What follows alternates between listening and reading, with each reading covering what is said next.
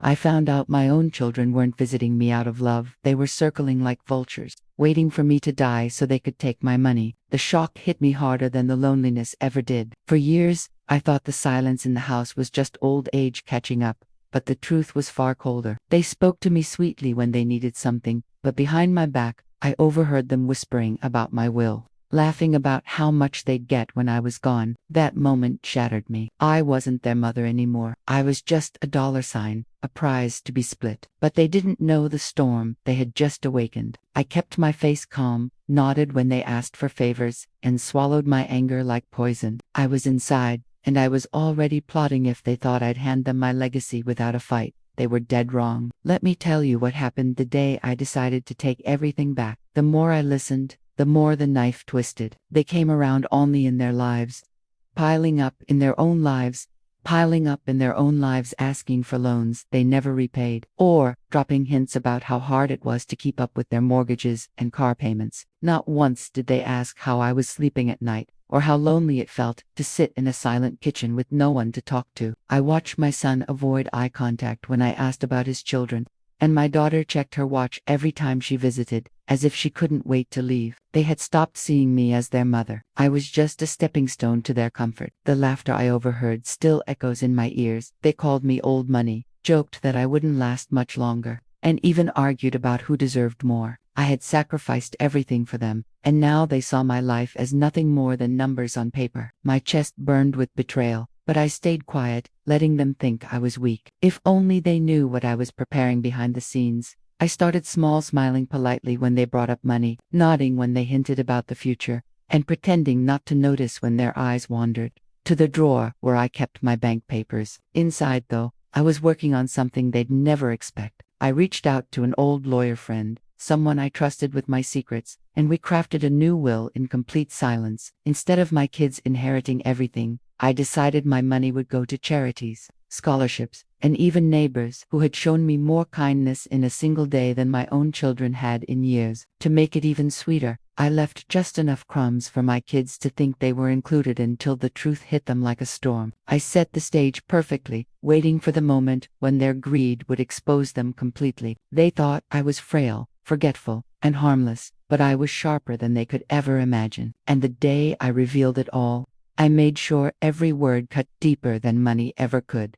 The pieces started to move almost on their own. I let them come over, smiling, playing the part of the grateful mother, while my lawyer filed the final paperwork. I invited them to what I called a family meeting under the pretense of discussing estate details. They came, confident and greedy, already imagining how they'd split everything. When dinner finished, I slid the envelopes across the table and watched their faces when they opened them. Inside were letters that politely explained the new will, charities, scholarships, and community funds, with only small, symbolic gifts for them. The silence was immediate and heavy. My daughter's hands trembled. My son's jaw clenched so tight I thought it might break. They scrambled for explanations, bargaining, begging. I listened to every plea, every insult, and let them unravel. It wasn't cruelty. It was justice tempered with truth. I had recorded their own words of entitlement, kept copies of loans they never repaid, and a ledger of favors I'd covered for them in hard times. When I presented the ledger and the recordings, the room changed. Their certainty crumbled into shame.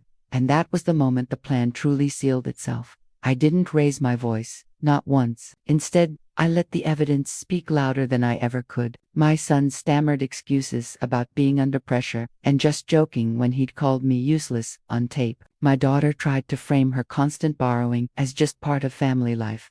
I let them talk, squirm, justify. Then I reminded them how I'd worked 2 jobs to keep food on the table after their father passed, how I'd skipped meals so they could eat, how I'd paid their tuition when they claimed I'd done the bare minimum. I could see the realization hit them, how much they'd taken and how little they'd given back. I leaned forward, my voice steady, and told them the money they wanted was going to children who had no one else. The shock on their faces was almost satisfying, but I wasn't done yet. I had one more twist they didn't see coming. That night, I called them back to the living room and handed each of them a sealed envelope. Their eyes lit up like they'd just hit the jackpot, thinking it was some advance inheritance. But when they tore them open, their smiles cracked. Inside was nothing but a copy of my new will, signed, notarized, and stamped, clearly stating that not a single cent of my estate would go to them. Instead, every dollar, every piece of land, and even the family home was to be donated to a scholarship fund for underprivileged children and a women's shelter I'd secretly supported for years. My kids' faces twisted from disbelief to anger, their voices rising in protest. But I just sat there, calm, sipping my tea. I told them, "You wanted to show me my worth. Now you'll live knowing exactly how I valued yours." And for the first time, they had nothing to say.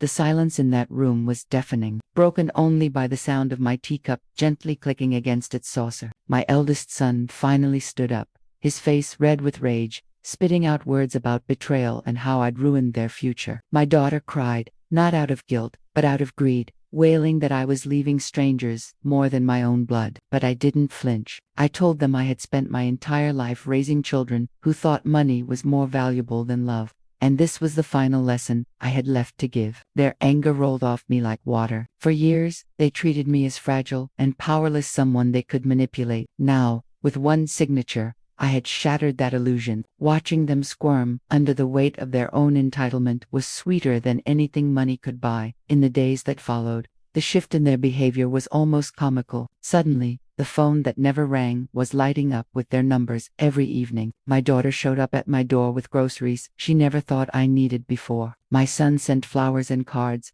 dripping with hollow words about family and love. But I saw right through them. Their guilt wasn't real, it was desperation. They thought kindness could somehow reverse what I had already set in motion. That maybe I'd crumble under the pressure and change my will again. But every forced smile and rehearsed apology only proved what I already knew.